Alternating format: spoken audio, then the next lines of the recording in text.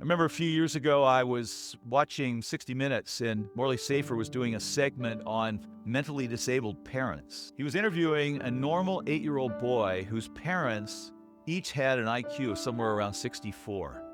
This is a boy who in many ways had to raise himself. His mom could not sometimes even remember what time it was to feed him and things like that. And obviously getting help for his homework was out of the question. I remember Morley Safer looking at this 8-year-old boy and saying, "Son, don't you think you'd be better off if you were being raised by normal parents?" And this little guy just looked stunned.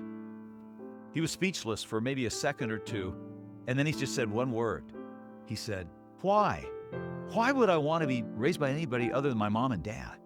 I think that was one of the best answers I've seen on 60 Minutes. Let me bracket by saying, of course there are times when society has to intervene in a family in tragic circumstances to protect the child. Obviously that's true. But another thing that's going on in society today is that we tend to view parents as simply people who fulfill certain functions in the life of a child.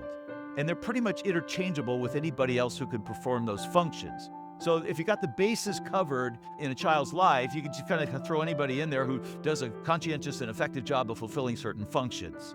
That is so wrong.